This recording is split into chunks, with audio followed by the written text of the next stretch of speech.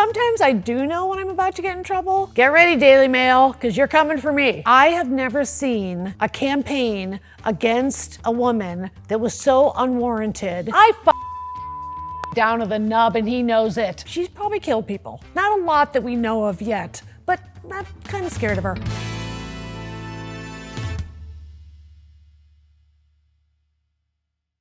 Hi everybody, I'm Kathy Griffin and welcome to another episode of Kathy Griffin Talk Your Head Off. First of all, I want to thank you so much because the comments have been so supportive and I appreciate it so much. I can't even tell you. So we're building this show together. So I appreciate likes and subscribe. It's all about the views, they tell me. Tonight, we're going to do an episode I'm really excited about. This is gonna be questions from you guys, and I promise I have not seen any of them. So I'm a trained improviser at, oh, we got a dog down. Maggie, come here. Come here, baby. What's the matter? Too many questions? Oh, this is Maggie's butt. She's named after my mom. Here we go. There, she can have a hole here. Fuck this pillow. Yeah, okay. Gotta make sure the dogs are happy. It's a dog house, you guys, I know. All right, so I'm gonna take viewer questions and I will give honest answers, so I hope you're ready. All right, you ready for the first one? Here we go. First question. All right, first question. Oh wait, the questions are coming from Nick. Nick, come here. So I know you guys love Nick from Trixie Mattel's show. Trixie is still banned, but Nick is here. There you go, send the love. That's why I get the views. It's really all about Nick. All right, Nick, what's the first question? All right, first question is from @DouglasDean3785. Okay. I love the fact that you're friendly with the goddess Stevie Nicks. Can you tell us something about an encounter or two you've had with her? Oh my gosh. Okay, so I love this question. I love Stevie Nicks. I can't believe I know her either. First of all, she is a witch, so don't cross her. And I can tease her about that. Okay, I have many stories about her, but one thing that I am particularly proud of is usually when she's in town, whether she's doing like a surprise pop-up show, which I've seen her do in San Francisco, or playing a giant venue like the Forum in Los Angeles. We usually have a special date, which is after the show, she does all of her meet and greets and famous friends come backstage and not famous friends come backstage, and she brings her dogs to every show. She was actually the one that said to me, you know, and she kind of talks like this, you know, if you can, you should bring your dogs on the road with you. There's nothing better than having a dog on the road. And so it is actually because of Stevie Nicks that when I am touring, and I just came off a 75-city tour, thank God, I brought each one of these guys, a different dog, to each show on every single leg of the tour. I didn't do one show. Canada, I brought one, if not two, to every show. So that's because of you, Stevie. And the other story I have is one time, when everybody left, there's a little table where we sit. Maggie, it's Stevie Nicks, your favorite. Come on. I don't know what's up with her today. She had seen me on a talk show, and she said, I saw you on that talk show, and you were really funny, but I didn't like your makeup palette. So I had my makeup artist go and get you a very specific palette because you're very fair-skinned, and you've got those beautiful blue eyes, and you've got to accentuate them perfectly.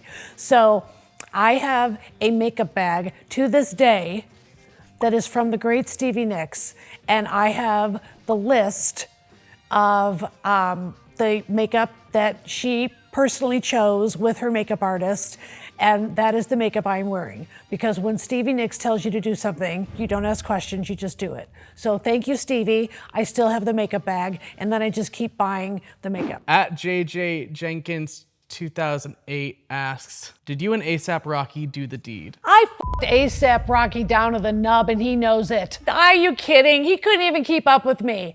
All right, no. I love A$AP Rocky, and now of course he's very famous, but the way that I got to meet him was I used to have a talk show on Bravo called Kathy, and you can watch it.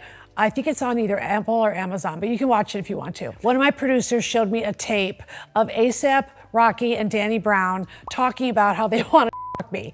And A$AP goes, who is that? Is that the lady from the Family Guy? So I love that A$AP Rocky's first introduction to Kathy Griffin was that I was an animated character come to life, which In many ways, I am. I got him to come on my talk show. He was an absolute doll, and he then had a web show called Back and Forth. So he said, if I do your talk show, will you do mine? And I said, of course. What do I have to do your talk show? And he said, can we shoot it at your house? So I said, of course. I still lived in the house from the Emmy award-winning show, Kathy Griffin, My Life on the D-List. And ASAP came over the day after he did the talk show, my talk show, and then he came with his crew, set up. I put on a red dress, I put on my highest heels, I had the full glam done, and he came by and he brought his crew and his hype man Dash. And we were sitting on the couch and I was just busting his balls. And man, I love a guy that can take it on the chin. He was letting me say anything. I was so vulgar, I was so inappropriate.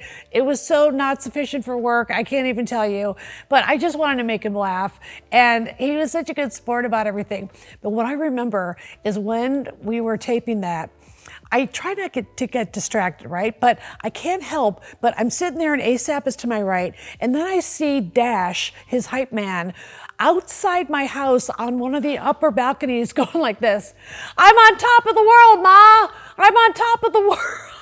And I go, ASAP, you gotta talk to Dash. We're filming here. He can't just be yelling on my balcony like a crazy person from a James Cagney movie in the 30s. I'm on top of the world, Ma. But Dash, wherever you are, I've never forgotten you. I still love you. You're still on top of the world. At More Bailey Skim asks, the relationship you had with Steve Wozniak seemed to be really meaningful at the time, and I remember being surprised that the two of you gelled. What was it you saw in someone so different that made you interested, and do you still talk? Oh, I love this question. So Woz and I are still friends. I actually am friends with his wife, Janet. I talk to her more than I talk to Steve. And he likes to go by Woz, but I tend to call him Steve. So the way we met is somehow he got my email address and he proposed via email. I was very busy at the time, and I remember being really behind on my emails and turning to my then boyfriend and saying, I think Steve Wozniak, the co-founder of Apple, he co-founded Apple with Steve Jobs, I think he just proposed via email. I gotta meet this guy. We were filming Kathy Griffin, My Life on the D-List, and that show was really real. So any of you who think it was scripted or look at today's reality shows and can tell that most of them are pretty much scripted. You know, my show wasn't like that, and it wasn't about people having fights and women flipping tables at each other and stuff like that. And so I went to the producers and the network and I said, okay, you guys know who Steve Wozniak is, co-founded Apple. And I think he might have a little crush on your Kathy Griffin, and you know, I can't help it. So sure enough, he agreed to be on the show, and I love Steve. He is legit. I mean, he's one of the things that impresses me the most about him. First of all, he has a beautiful mind. So I have a boner for smart guys, and this guy's a legit genius. Like, people act like Elon is smart. I don't think Elon is a smart guy. I don't think he's a true intellect. I think Woz is like real deal genius. And he was more the technician, whereas Jobs was kind of more of the image and the look of an iPhone, of course, and the look of the iMac. And you know, one thing that would be great about hanging out with Woz is that I've never been approached by so many heterosexual men. Straight guys love Steve Wozniak. I'm telling you, we would go out to a restaurant and guys would just come up to the table that recognized him. Oh, Mr. Wozniak, sir, is it true that you were in fact in a garage with the great Steve Jobs and you guys were tinkering and then invented the first home computer, you know? And so he was very giving and free, and is, about talking about those days. Because a lot of times I've met people that are famous for starting a company or making a super famous film, and they just don't want to talk about it, and they're not cool about it. And Steve is very generous with his time and his stories. I introduced him to my mom, Maggie. She was a riot. She was so nice to his face, and the minute he leaves, she goes, I didn't know what the Christ he was talking about. First of all, he's talking about computers, which I don't even believe in, Kathleen. And second of all, he's using all that lingo that your father and I don't know anything about. We like a Rolodex. And so he and I had a lot of fun, and yes, we are still friends to this day. Ramsey Mansford 2246 asks, who do you think is the most misunderstood celebrity you've ever met? I think, and this is, see, sometimes I do know when I'm about to get in trouble. So get ready, Daily Mail, because you're coming for me. I think the most misunderstood celebrity I've ever known is my friend Amber Heard. You heard me. My friend Amber Heard. Back the fuck off. I don't want to hear your backwards. She liked it. She had it coming. She framed Johnny. Everybody in town has always been talking about Johnny Depp since I can remember, putting his hands on women. That is all I have ever heard. I've met him one time, very briefly, and you know, he looked out of it, super out of it. He was with Keith Richards. You know, he likes to roll in those crowds. I get it. That's fine. He's a big star. He's one of the biggest stars in the world. He was gorgeous on 21 Jump Street. Now he is unrecognizable, but Amber Heard has been to my house. We're still in contact. People forget that there were several cases that Johnny brought against her. One of them was in England. She was victorious in that case, and she had global support for about 2 seconds until her case here in the United States. I have never seen in my lifetime, maybe since Monica Lewinsky, a campaign against a woman that was so unwarranted as that. I have my suspicions to this day. I think, this is my guess is there's a lot of powerful men behind the Pirates of the Caribbean franchise and all things Johnny Depp, and he's made a lot of big money for a lot of big men. And here comes this young woman who has a relationship with him and they get married. And as I had heard, he put hands on Winona Ryder. I heard he put hands on Kate Moss. You know, you can look at the great Ellen Barkin, her deposition that she gives in the London case when she says he threw a bottle at her head. People talk about Johnny having the cut on his finger. Yeah, he probably tried to pick up a bottle and throw it back at Amber, is my guess, but she has video. There's a reason she set up her phone to videotape that tirade, which was scary as I'm gonna get a ton of heat for this because women turned against Amber, and I think younger women tend to get it. I've been in many, many arguments about this topic, and I'm standing firm. I am Team Amber Heard. I don't think she was making it up. She had video evidence. She had bruises and lacerations. Whatever stuff they did in their sex life was their sex life, and that has nothing to do with a criminal case, although this was a civil case. Just so people are clear, he was never criminally charged with domestic violence. This was a civil case. And she now lives out of the country, and I think the history books will have a very different story to tell about Ms. Amber Heard than the one that's been out there. And I hope things are turning around for her. She is a mom. I think she's happy. She tells me she's happy. I want her to be happy. I really, really like Amber, and I am very, very disappointed in the haters out there that didn't believe her, and I think it was another case of not believing the woman. Bring it, f***ers. Bring it. At Kelly Hobbs 7773 asks, who was the best or funniest groundling performer that never hit it big but should have? Oh gosh, okay. There's a guy that is no longer with us. His name was John Paragon, and he played the genie on Pee-wee's Playhouse. So I was in an improv theater company called the Groundlings, and they're still going strong here in Los Angeles on Melrose Avenue. Please treat yourself to a Groundling show if you come to Los Angeles. They are fantastic, and they're sketches and improvisations where they currently get suggestions for funny sketches based on the audience shouting stuff out. And it's truly improvised. So I started doing stand-up at the Groundlings because they have a Friday night experimental show where you would try out new stuff.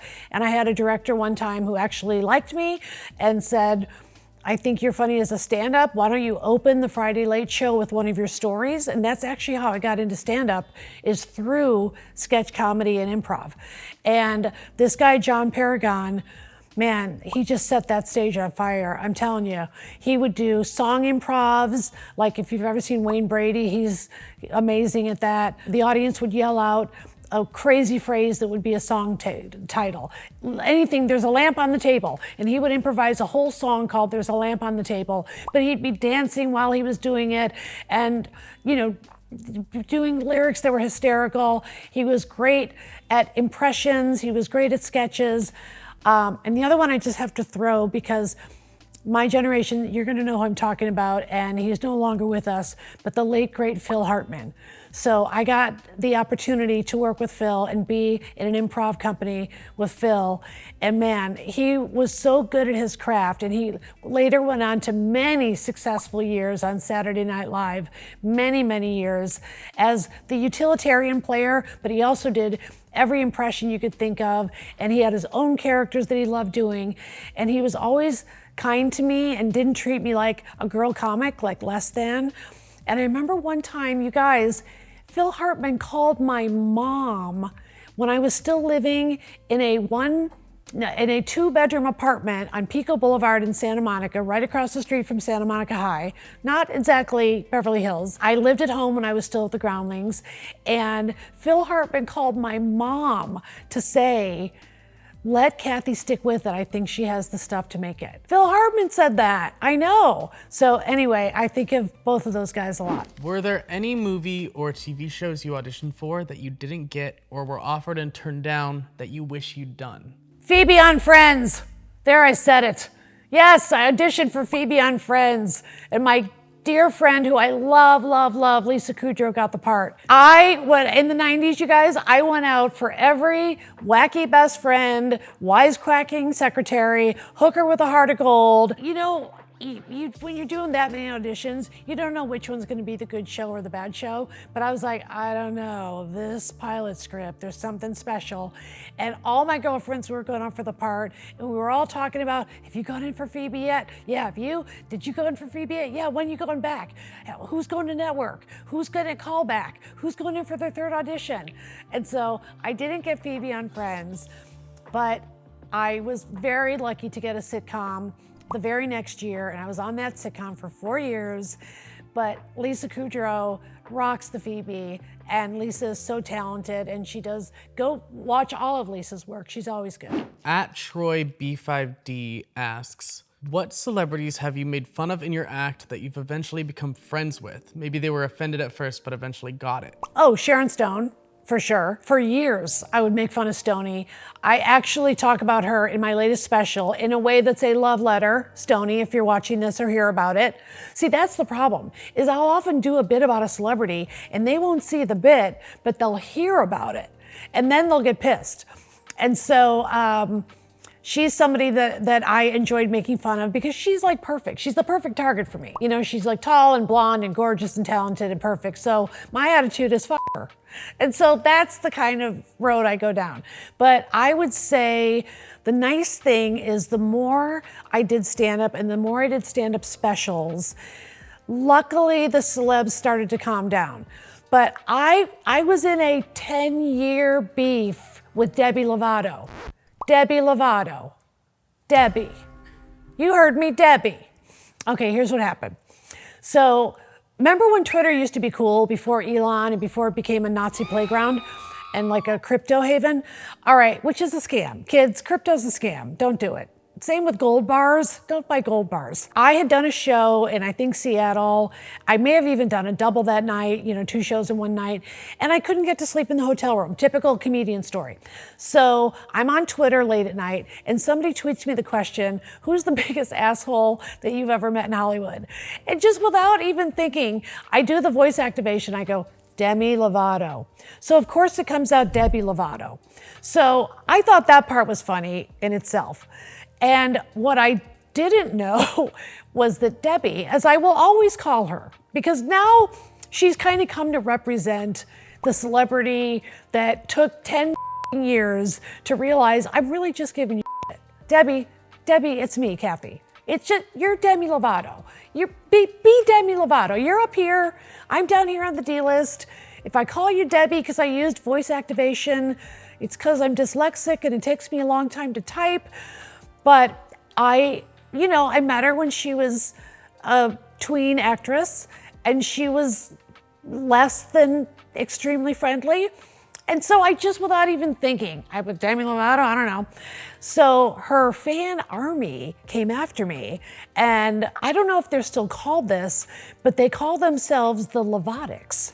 And let me tell you, they don't play. First, they were so pissed that I called her Debbie instead of Demi that I doubled down. So I thought that was funny. And I was like, what are you guys getting so protective of Debbie for? She's fine.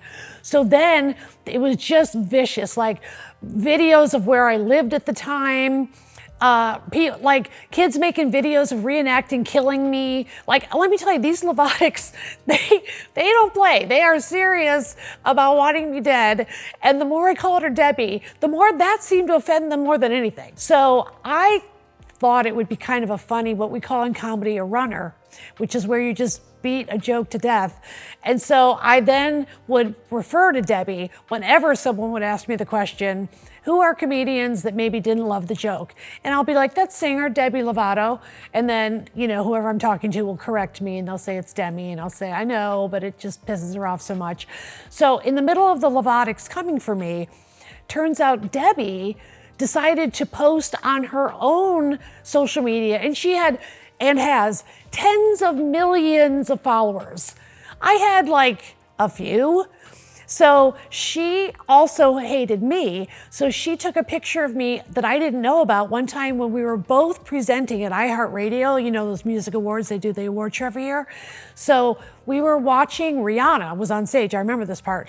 And Debbie was in front with her crew, and she took a selfie, and I was in the background just kind of watching the Rihanna, because I got to be in the wings because I was a presenter. So one of the great things about presenting an award show is you get to see these like amazing performances.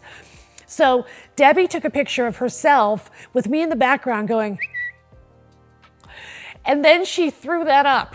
So once she put that picture up herself, I was those Lovatics were pissed off. They were organizing, they had subgroups, they knew more about me than I know about myself. And so then, sure enough, I'm scheduled to be a guest on The Tonight Show. And this is when Jay Leno was hosting, and I'm first chair. And that's a big deal to me if you know me. And so I want to do my best. And the musical guest is Demi Lovato. I planned my whole thing. I'm thinking, you know what? I'm older. I should take the high road. She's a young, beautiful starlet. She hasn't been made fun of by comedians enough yet. She'll get it later, but now she's pissed. So prior to the show, I see her in the hallway, and she walks by, and I said, congratulations on your new single. And she just walks by like she didn't even hear me. So I'm like, Debbie. Okay, she did not think that was funny. When I just, in my motherly way, just go, Debbie, if you called me like Kathy instead of Kathy, I would not be upset. That can be a thing. And then I was on the show. What Jay Leno used to do when he hosted was he would have you walk over with him during the musical guest to show support. So I'm there with the host of the show, Jay Leno, and I'm there, and then Debbie comes out, sings her then hit song, and she did a great job. And sure enough, Jay says, okay, let's go walk next to her for the good nights. So I'm like, hope she doesn't have a knife. Anyway, so we're next to her. Now we're on camera, like, good night, everybody. And once again, I said, congratulations. And she just would not give me the time of day. I saw her one other time at some kind of music event. Music and comedy are married. For a musical event, they often have a comedian host or have a comedian present at a musical event, whatever. And she was giving me the side eye.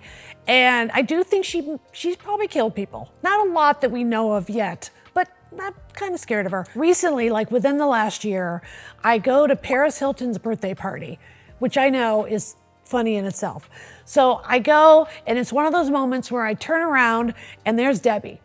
And we're just faced with each other, just Maggie, not this part. You be Debbie and I'm Kathy Griffin. So it goes like this.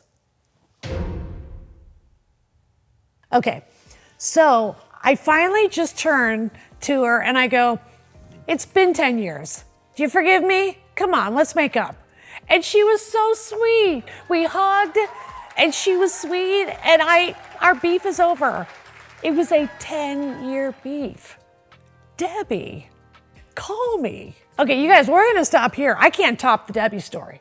Debbie, please call me. This is a plea. All right, you guys, thank you so much for watching another episode of Kathy Griffin Talk Your Head Off. Please follow me on Substack and Patreon and all the other ones. And please, if you like the show, tell your friends. It's all about the views. Like and subscribe. I love you guys. I love the comments. I love these questions.